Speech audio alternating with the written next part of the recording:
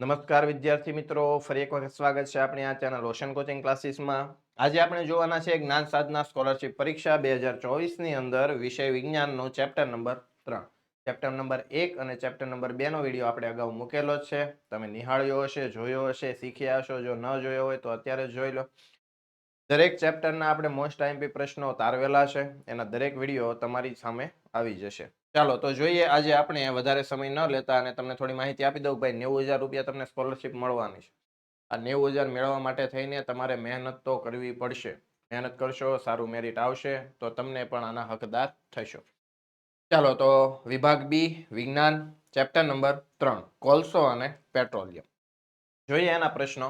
પહેલો પ્રશ્ન છે, રંગો બનાવવા અને રોડ સમથળ કરવા શું વપરાય છે? રંગ બનાવવા હોય કોઈ અથવા તો રોડ સમથળ કરવો હોય, લીસો કરવો હોય, સીધો કરવો હોય તો એના માટે શું વપરાય છે? ઓપ્શન એ બિટુમિન, ઊંજણ તેલ, પેરાફિન કે કેરોસીન. તો આપણો જવાબ આવશે ઓપ્શન એ એટલે કે બિટુમિનનો તેની અંદર ઉપયોગ થશે. મોસ્ટ આઈએમપી પ્રશ્નો જેટલા પણ આ ચેપ્ટરની અંદર છે દરેકનો આપણે આ વિડીયોની અંદર સમાવેશ કરેલો છે. તો અંત સુધી આ વિડીયો જોતા રહેજો. ચાલો તો પહેલો, રોડ સમથળ અને રંગ બનાવવા માટે શેનો ઉપયોગ થશે? બિટુમિનનો. બીજું છે, પેટ્રોલિયમ વાયુને દબાણપૂર્વક પ્રવાહી સ્વરૂપમાં ફેરવી નળાકારમાં ભરવામાં આવે તેને શું કહે? એટલે કે દબાણ સ્વરૂપ આપણે એને ભરીને એક નળાકાર સિલિન્ડરની અંદર અથવા તો કોઈ પણ વસ્તુની અંદર, પાત્રની અંદર ભરવામાં આવે છે તો આને શું કહેવાય? એલપીજી કહેવાય, સીએનજી કહેવાય, પીએનજી કહેવાય કે પીએલજી કહેવાય? તો એને આવશે લિક્વિફાઈડ પેટ્રોલિયમ ગેસ એટલે કે એલપીજી. તો આપણો જવાબ આવશે ઓપ્શન એ, જેને નળાકાર સ્વરૂપમાં ભરવામાં આવે છે. ત્રીજો પ્રશ્ન, કોલસો સળગે છે ત્યારે કયો વાયુ ઉત્પન્ન થાય છે? કોલસાને જ્યારે સળગાવવામાં આવે છે તો ત્યારે એમાંથી કયો વાયુ આપણને પ્રાપ્ત થાય છે અથવા તો કયો વાયુ એમાંથી મેળવી શકાય છે અથવા તો કયો વાયુ તેમાંથી મુક્ત થાય છે? હાઇડ્રોજન, કાર્બન ડાયોક્સાઇડ, નાઇટ્રોજન કે સલ્ફર ડાયોક્સાઇડ? તો આપણો જવાબ આવશે ઓપ્શન ડી એટલે કે કાર્બન ડાયોક્સાઇડ તેમાંથી ઉત્પન્ન થાય છે અને વાતાવરણમાં છૂટો પડે છે. અને તો કોલસાને સળગાવવાથી. ત્યારબાદ આગળ જોઈએ, આપેલમાંથી કયું પુનઃપ્રાપ્ય બળતણ છે? પુનઃપ્રાપ્ય અને પુનઃપ્રાપ્ય તમારે આવી ગયું છે. પુનઃપ્રાપ્ય એટલે ફરીથી મેળવી શકાય તેવું, એને કહેવાય પુનઃપ્રાપ્ય. અને જેને ફરીથી મેળવી શકાતું નથી એ છે પુનઃ અપ્રાપ્ય. તો કોને આપણે ફરીથી મેળવી શકીએ? કુદરતી ગેસ, કેરોસીન, બાયોગેસ કે કોલગેસ? તમે બધા જાણો જ છો શું આવશે? બાયોગેસ એટલે કે ઓપ્શન સી, જેને આપણે પુનઃપ્રાપ્યમાં સમાવેશ કરી શકીએ. થોડી માહિતી છે મિત્રો. જ્ઞાન સાધના સ્કોલરશિપ પરીક્ષાની બુક તમારે મેળવવી હોય તો આપણે અહીંથી સેલ કરીએ છીએ. તમે મેળવી શકશો. ક્યાંથી મેળવી, કેવી રીતે મેળવીએ એ જોઈએ. ચાલો, આ બુકની કિંમત છે 380 રૂપિયા. આમાંથી તમે આપણી પાસેથી ખરીદી કરશો એટલે 100 રૂપિયા ડિસ્કાઉન્ટ મળશે અને આ બુક તમને મળશે 280માં. કોઈ પણ પ્રકારનો કુરિયર ચાર્જ નથી. તમારે કોઈ પણ જગ્યાએથી મગાવી હોય તમારા ઘર સુધી બુક પહોંચી જશે. એમાં તમારે કોઈ પણ કુરિયરનો ચાર્જ આપવાનો નથી એટલે કે તમારી પાસે કિંમત રહેશે 280 રૂપિયા. ચાલો, આ બુક કેવી રીતે મેળવવી, શું છે, એની અંદર કઈ કઈ વસ્તુ છે, દરેક વસ્તુ તમને ડિસ્ક્રિપ્શન બોક્સની અંદર આપેલી છે. તો અત્યારે ડિસ્ક્રિપ્શન બોક્સ ખોલો, એમાં જુઓ, જાણો, સમજો અને અત્યારે જ ખરીદી કરો અને જ્ઞાન સાધના સ્કોલરશિપ પરીક્ષાની આ બુક તમે વાંચો, તૈયારી કરો. 100% આમાંથી તમને રિઝલ્ટ મળશે. જોઈએ આગળ પાંચમું, યંત્રોને ઘસારો ન લાગે તે માટે વપરાતા ઘટ્ટ તેલને શું કહે છે? એટલે કે યંત્રને કાટ ન લાગે. કાટ ખાઈ જાય ને ઘણા અમુક સમય પછી, લોખંડ અથવા જેવા કોઈ યંત્ર હોય તો એને કાટ ચડવાની ક્રિયા શરૂ થતી હોય.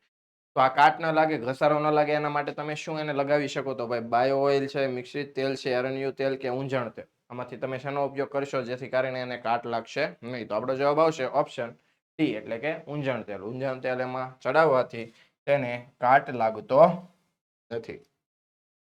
ત્યારબાદ છે, પેટ્રોલિયમનો કયો ઘટક જેટ પ્લેનમાં બળતણ તરીકે વપરાય છે? હવે જેટ પ્લેનની અંદર બળતણમાં શું વપરાય? કેરોસીન, ડીઝલ, પેટ્રોલ કે સીએનજી? સર આમાં તો ડીઝલ જ આવે ને. જેટ પ્લેનની અંદર વપરાશે કેરોસીન. કેરોસીનનો તેની અંદર ઉપયોગ થાય છે અને કેરોસીનનો ઉપયોગ થશે બળતણ તરીકે જેટ પ્લેનમાં. ચાલો આગળ જોઈએ, હવા એ કુદરતી શું છે? તો હવા એ સંશોધન છે, આસ્થા છે, જીવન છે કે સંસાધન છે?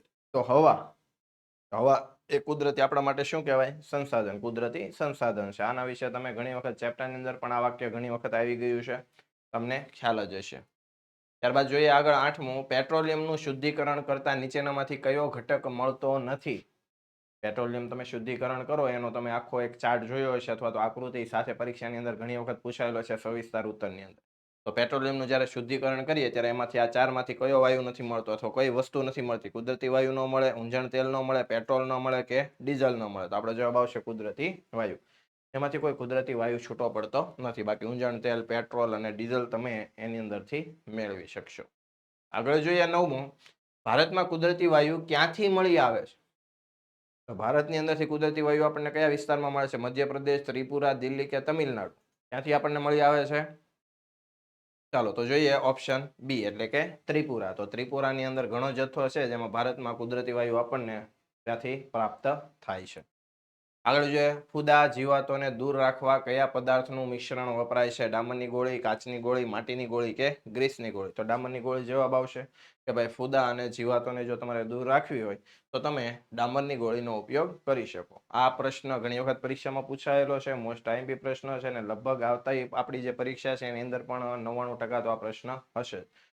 તો જેટલા પણ પ્રશ્નોનું અહીંયા સોલ્યુશન થાય છે, જોવાનું છે, જાણવાનું છે, શીખવાનું છે અને મગજમાં ફિટ કરવાનું છે, જેથી કરીને આ સ્કોલરશિપનો લાભ તમે લઈ શકો. બીજી વસ્તુ છે જ્ઞાન સાધના સ્કોલરશિપ પરીક્ષા માટેની ફ્રી બેચ આપણી ચેનલમાં મુકાઈ ગઈ છે. તમે જોવો છો દરેક વિડીયો. આની અંદર તમને લાઈવ અને રેકોર્ડેડ લેક્ચર મળશે. ક્વિઝનું પણ આયોજન કરેલું છે. ગયા વર્ષનું પેપર સોલ્યુશન એટલે ગયા વર્ષે કયા કયા પ્રશ્નો આવેલા હતા, એના જવાબ શું આવે ને કેવી રીતે આવે એનું સોલ્યુશન પણ તમને મળશે. મોડલ પેપરના સોલ્યુશન પણ છે અને સાથે મેં તમને બુકની માહિતી આપી તે મુજબ એની બુક તમે મેળવી શકશો.